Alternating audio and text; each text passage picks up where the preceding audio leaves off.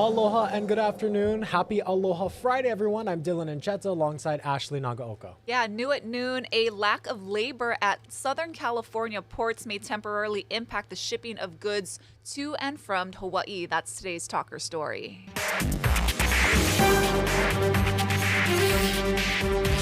In an email to customers, Matson says it anticipates very low productivity and serious congestion today.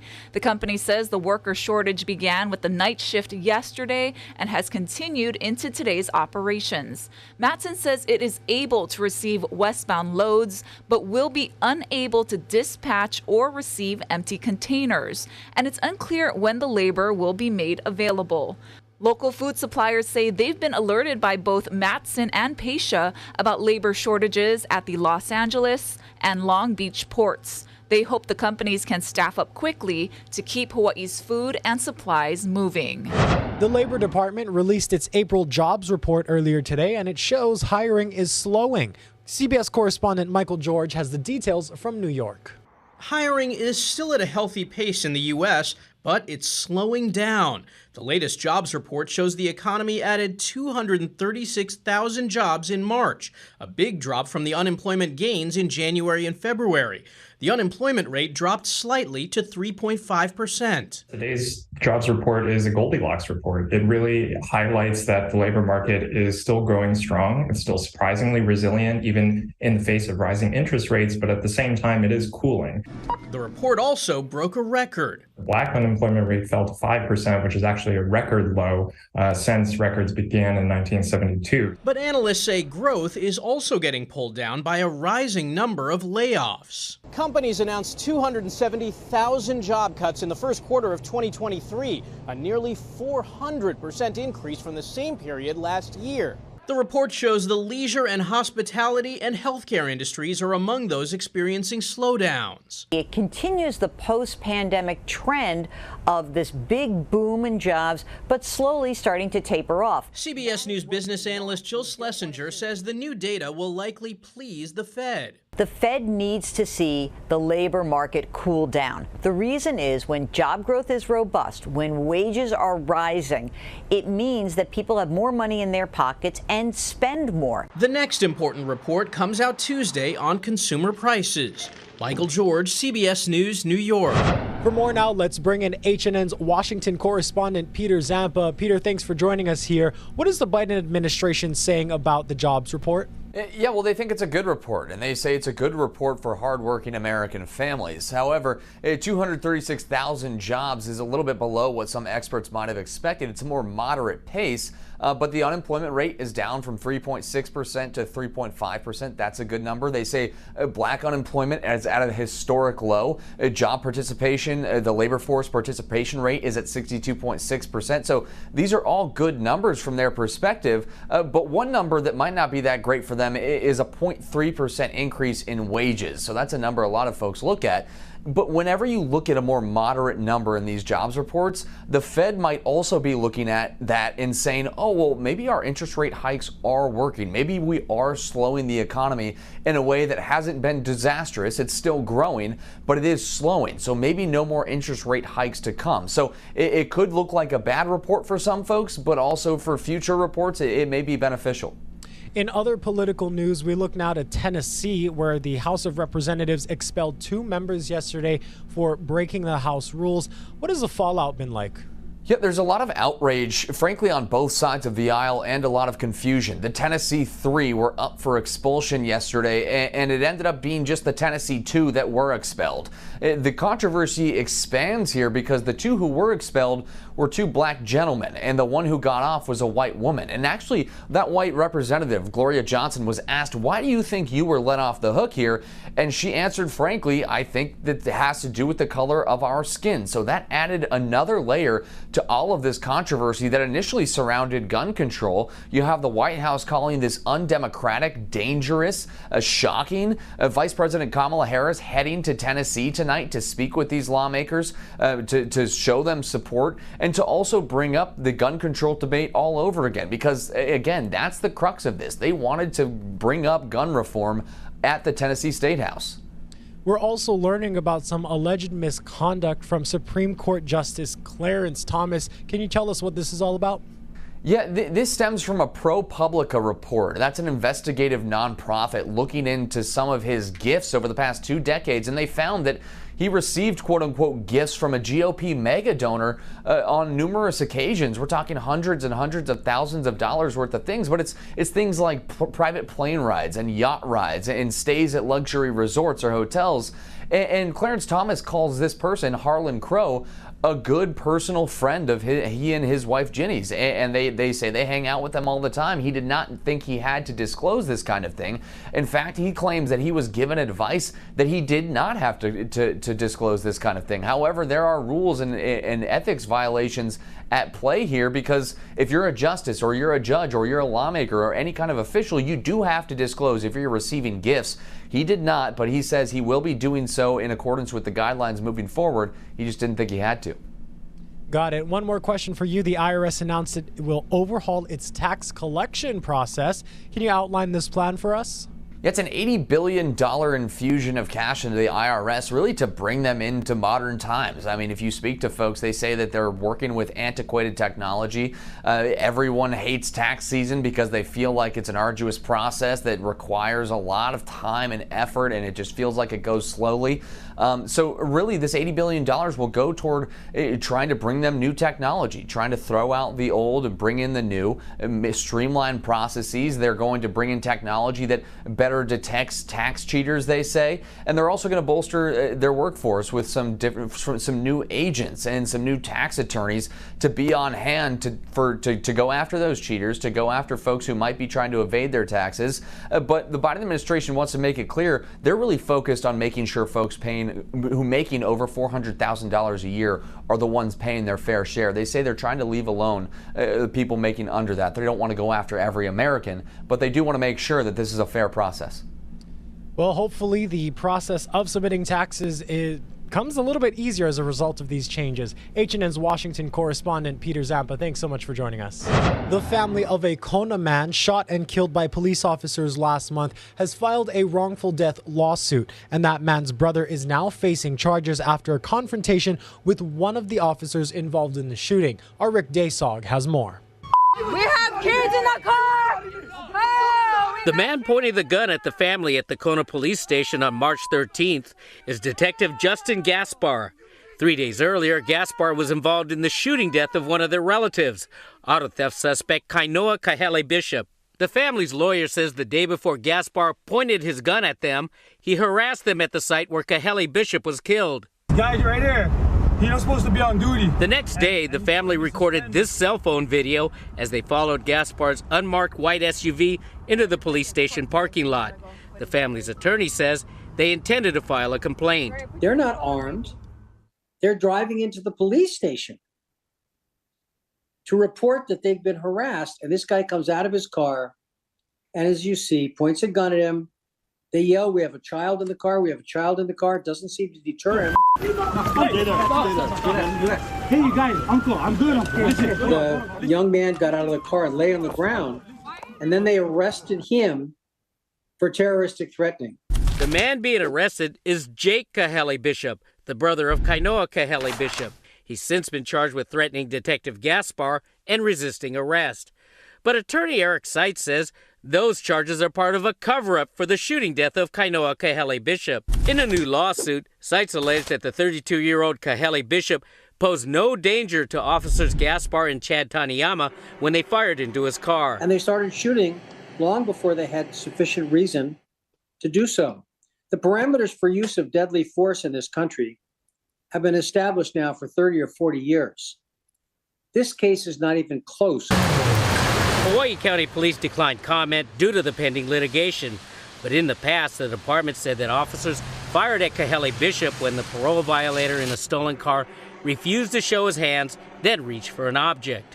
Police said they later recovered a sawed-off shotgun, an unloaded rifle, and ammunition in the stolen car.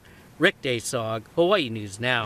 Tycho Tobin is now charged with a string of break-ins on the Big Island. Police say in less than 4 hours, the 27-year-old burglarized a restaurant, its neighboring business, and a grocery store in Ocean View. Despite all that, a judge granted Tobin supervised release. He's due back in court on May 2nd.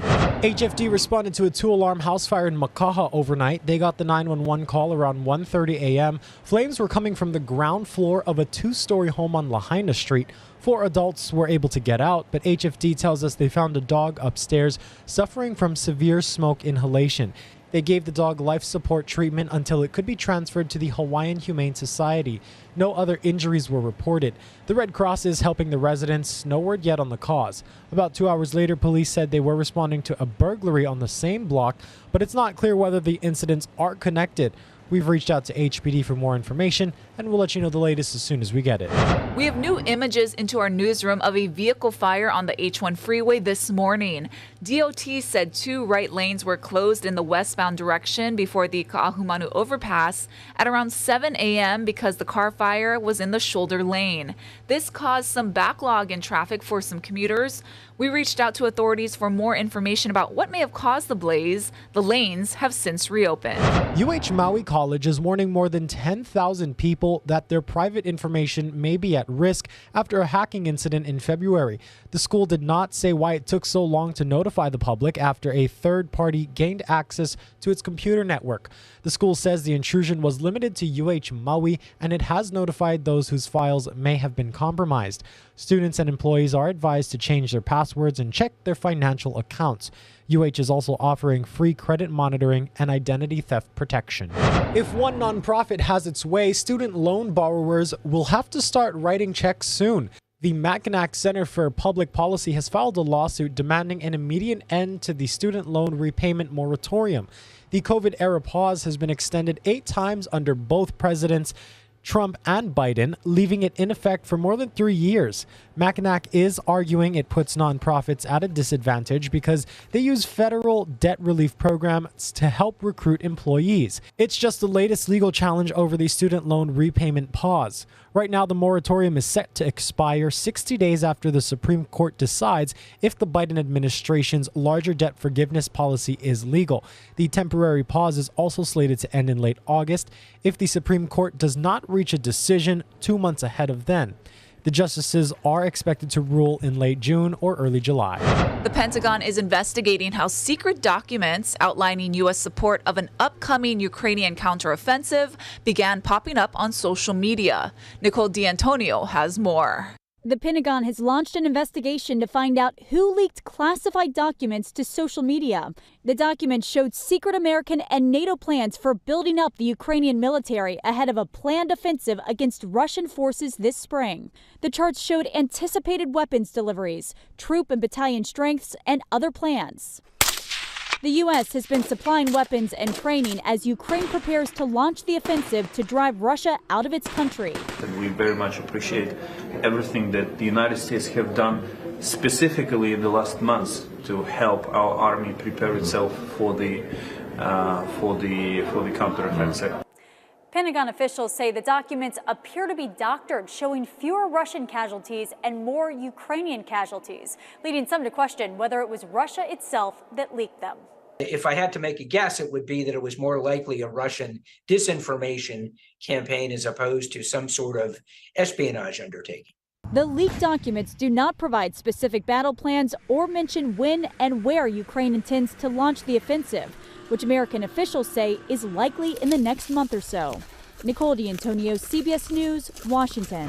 Meanwhile, Wall Street Journal reporter Evan Gershkovich has been formally charged with espionage in Russia and has entered his official denial.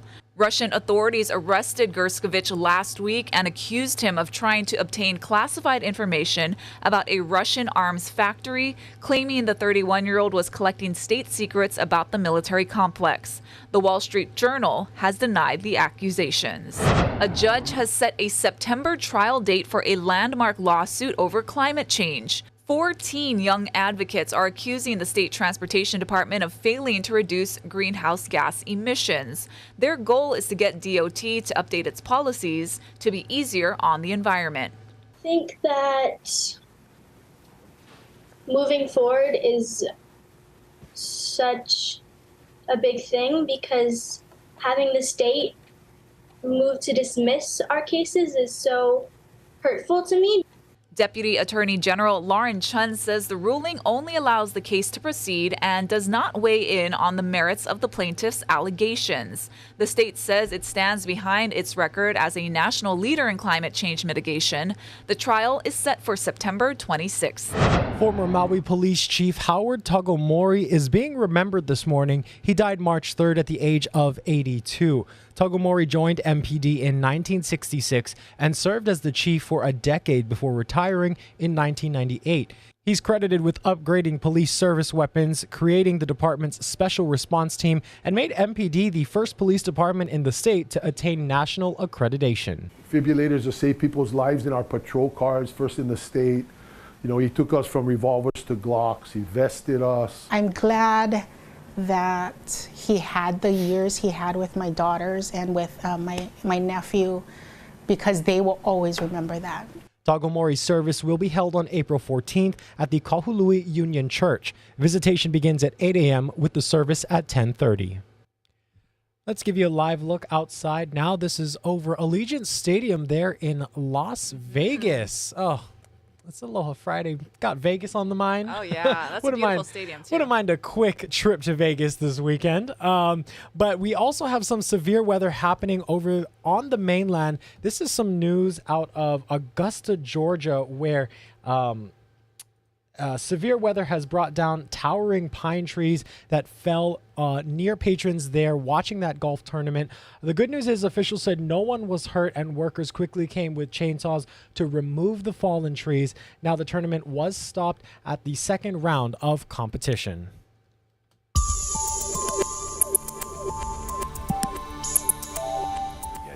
That locally breezy conditions today. Trade winds are going to be blowing 15 to 25 miles per hour. A few windward and mountain showers drifting leeward at times. We will have a weak upward disturbance this weekend. We'll bring some more showers into the trade wind flow and then stronger winds once we get into next week. Let's go around the state real quickly here. We'll just check from island to island as we go. Kauai's pretty much, well, they've got some cloudy periods, and then there we go. And of course, you've got some windward and mountain showers drifting leeward at times. Along the Ko'olau, you're seeing some sprinkles here and there, not too bad, and mostly over the windward sides of the island of Maui and Molokai, and of course the windward side of Hawaii Island. So pretty much your typical trade wind weather. That's what we're going to see today. Tomorrow and Sunday, the winds kind of back off a little bit more moisture, and then the trade winds pick up 15 to 25 miles per hour as we go all the way through the rest of the week. And just a reminder, join Annalisa Burgos and myself for Sunrise Weekends. We'll talk to Magnum PI actor Stephen Hill. We'll talk to a young lady who's been a dancer, Miss Aloha Hula, Kumu Hula, and judge at the Merry Monarch Festival. Merry Monarch Festival week starts on Sunday, which is also Easter. And also we'll talk to members of the UH Cancer Center and their efforts and what they're doing and the latest on their fight to help those that have cancer. This and much, much more. That's Sunrise Weekends tomorrow and Sunday morning starting at 7 a.m. on Hawaii News Now. The President and First Lady will be hosting the White House Easter egg roll experience on Monday. About 30,000 people, mostly children, are expected to participate in the festivities in 9 waves between 7 a.m. and 7 p.m. There will also be a variety of educational stations with topics such as farming, healthier eating, exercise, and more. Participants include military and veteran families, caregivers, and survivors, and tickets won by members of the general public that were distributed through an online lottery. The new 10-pound banknotes featuring the portrait of King Charles have begun production. The King's portrait will be featured on all 4 polymer banknotes of 5, 10, 20, and 50 pounds. The rest of the existing design on the notes will remain the same. The Bank of England said that the new notes would be expected to enter circulation by mid-2024. The UK public would be able to continue using banknotes featuring the current portrait of Queen Elizabeth, as the new notes will gradually replace tarnished and worn ones. Okay, time for some good news. The Hawaii Polo Club is celebrating 60 years on Oahu's North Shore. Casey Lund is hanging out with the horses in Mokuleia. Aloha from Mokuleia here at the Hawaii Polo Club. I'm joined by Catherine and Minnie, and I have Mia. These are interscholastic players with the Hawaii Polo Club. Ladies, I want to ask you a little bit about, first of all, Catherine, what you love about this sport. And we're up here celebrating 60 years. There's a lot of tradition up here. This is really special to you as well, isn't it? And Mia, I think, as well.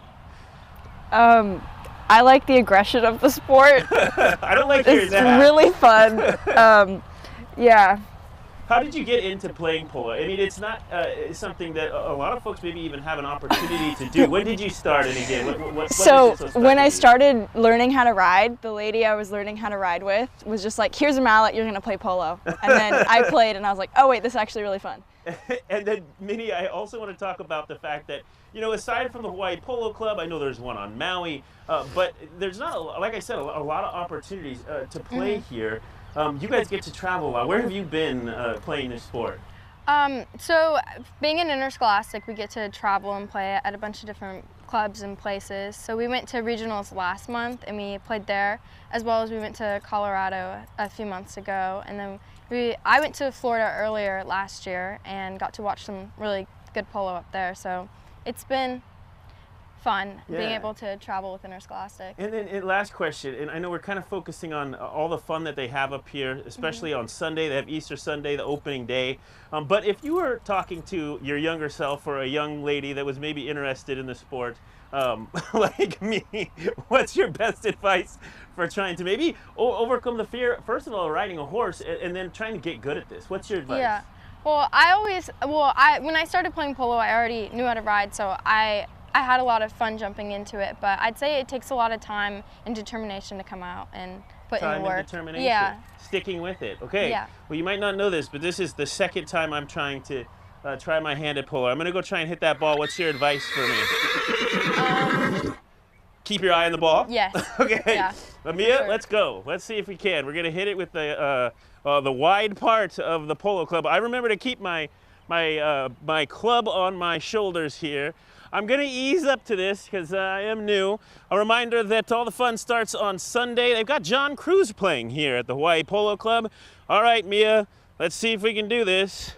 Swing through. Oh, hey, that's not too bad. What do you think, ladies? That was pretty good. Pretty good. Yeah. Well, tickets are going quickly for the 60th season. You can find all the details for those as well as all the festivities on Sunday at HawaiiNewsNow.com. I'm going to ride off into the sunset. Casey Rydom Cowboy Lund. Oh, wow. True Paniolo. A true Paniolo. Took the words right out of my mouth. That is the second time he's done something like that, right? Oh, yeah. They showed the video from last year. Oh, my goodness. The tense situation. I was worried for the horse because when he swung the club, I was worried, oh, no, he's going to hit the horse's head. Right. You never Takes know. a lot of skill to do that. Oh, boy. Let's take you really quickly to West Hollywood. Check out this. A real-life Grease pop-up happened. Ooh. The rise of the Pink Ladies. Of course, this is all in coinciding with Paramount Plus's launch of their highly anticipated series, The Rise of the Pink Ladies. But fans who got to check this out at Mel's Diner along Sunset Boulevard got to basically live their Grease fantasy. They got the milkshakes and the vintage decor, and looks like a lot of fun. Yeah, there. I know you're a fan. You had the soundtrack playing when I walked in the studio today. Yes, I got inspired. What can I say? Hey guys, have a great weekend. Thank you guys so much for joining us here on This Is Now. Happy Aloha Friday.